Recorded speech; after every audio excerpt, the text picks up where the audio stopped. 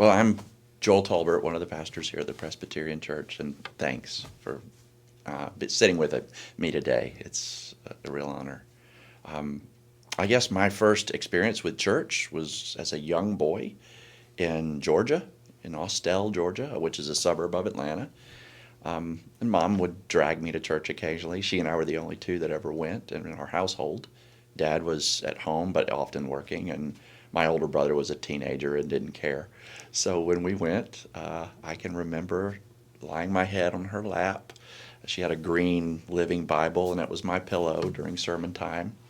But my dad died by suicide when I was 6, and the way the church responded to that was negative. And I remember it as a kid. I remember the way church and church people talked about that around us. And I remember the funeral and some of the aura of that. And it was judgmental. And so early on as a kid, I saw my mom give up on church entirely. She's done. She never went back. But for me as a young boy, I felt a dichotomy.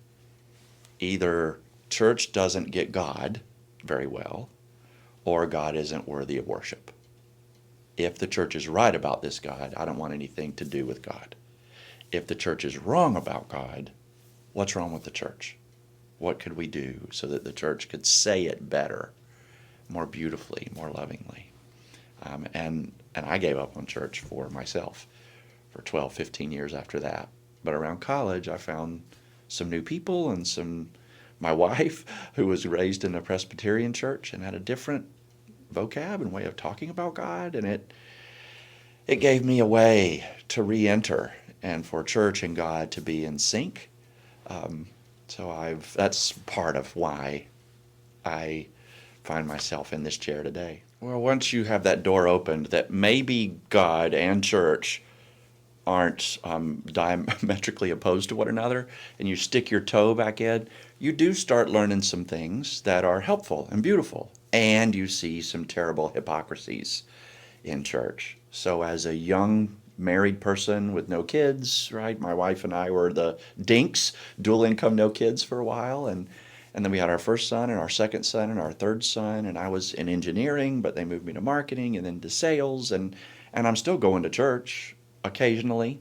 But that church experience was, it pulled on me to learn more, and it made me angry because you see hypocrisy in the church itself. And as my personality can't stand hypocrisy, when I find it in myself, it's a big pain. When I find it in our church, it's something I have to lift to the surface. When I find it in the bigger church, it's something I have to try to say something about, write something about, and ask for a change. Around 2000, though, so I am 10 years, 11 years into my career, and my mom dies. And my oldest son is 6, the same age I was when Dad died. And some of the family are imagining getting a similar preacher to the one that preached my dad's funeral. And I said, no way, no way. I'm just a guy, I'm just a sales and marketing person, but I want to preach Mom's funeral. I don't want to give it to somebody who doesn't know her and who might say things to my 6-year-old son that I heard said to me at my dad's funeral. So I wrote my mom's funeral sermon and preached it in a way so that if Adam remembers anything of it, it's hopefully good theology. Well, that word disciple, people talk about that word a lot around people who follow Jesus or who claim to follow Jesus. That word disciple isn't an adjective as much as it is a verb. It's one who practices the disciplines. It's more than just a student, one who studies the teachings of. It's one who practices the downstream effects of those studies. So yes, there were moments where Jesus' disciples sat with him at a meal, on the plains, near the mount, in a boat, and he tried to explain to them the parable or what he meant by the parable. But then there comes a point where he sends them out to go do it in twos, and they come back frustrated because they tried and they couldn't. And he laughs at them and teaches them again and sends them out to try again. Too often I see the church as the thing that we come to, and we think going to church is the thing. Going to church is not the thing. It's the class where you learn and remember, and then you go do the thing the other 6 days of the week. And that there's a reason it's 1 to 6 in proportion. The class day is just preparation. It's forgiveness for the mistakes you made last week. It's encouragement to go try again, even though you failed. It's remember that you are my people. You're going to do greater things than I did. Believe, trust, go. And what he tells us to do is things that we're not accustomed to doing. Go to the poor. Go to the oppressed. Go to the lame and the blind. That's why I came, he says in Luke. That's his purpose for being here. And if he just wanted us to know something, he could have taught that from afar. He wanted us to see it happen and learn how to make it happen ourselves. So he had to come in flesh so that we could feel it happen to us, and then we could give it away to others. I have been here since February of 2020. Remember, the pandemic shut everything down March 2020. So I have really only known Chestertown, Kent County, Eastern Shore through a pandemic lens, which I am still assuming changes what I know about this community. But I'm trying to learn it and watch it and its response, our community's response to each other through this pandemic lens. And I'm hoping that there comes a day where the pandemic lens is removed and I get to see another unfolding, the new normal of how we love one another and take care of one another. But some of the issues that I sense and feel that gnaw at me here on the Eastern Shore, or Kent County in particular, they're similar across the country. They're similar across the globe. The hardest part for me is to unteach things about Jesus. There is hundreds of years of teaching about who Jesus is, and if we really say Jesus is Lord, Jesus is God in the flesh, then how he does things and what he says, that is more true than anything else we've ever heard or seen about God. But I notice that people tend to hold on to old truths about God, even if Jesus retaught them in a new way. Even if Jesus embodied those in new ways, we still prefer the old truth about God rather than the revealed truth about God in Jesus.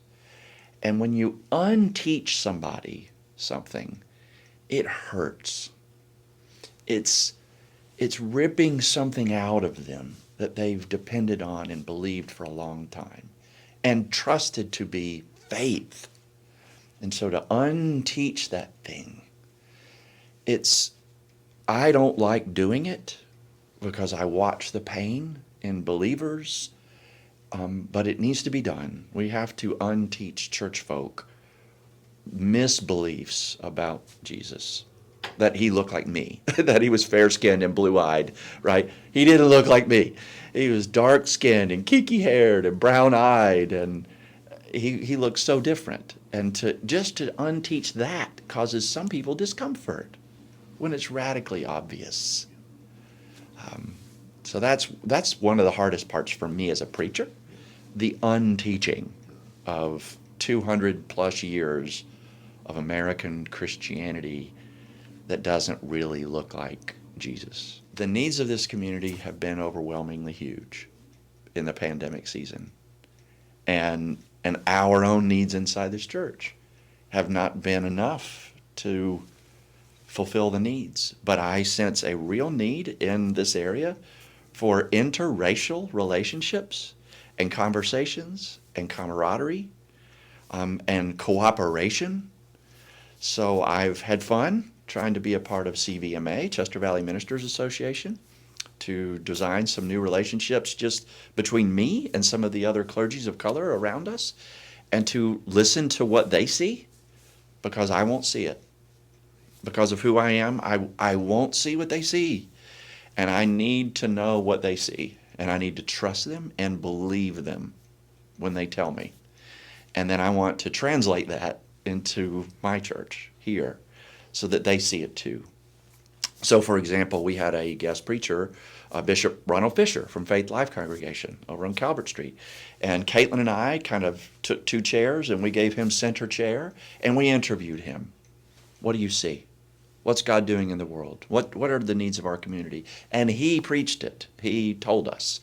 And mine and Caitlin's role was to embody what it looks like, to listen and learn and trust our partners of color around us so that we see the world through their eyes sometimes.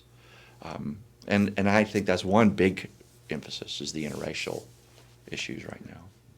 And when I now speak to my new colleagues whose eyes I'm trying to see through and believe and trust, the reasons for those interracial relationships is not just the relationship. Is to also see the barriers in the system and to see what we could do because of our relationships to go upstream and change those barriers. A lot of people talk about the Civil War is terrible and Jim Crow is terrible. They were. That middle space that you were talking about, where you had the chance to really create equity. When some in America saw that chance becoming real, that's when KKK steps up. That's when the real resistance battles. That's when a town in Oklahoma or a town in South Carolina just gets wiped out and cleansed.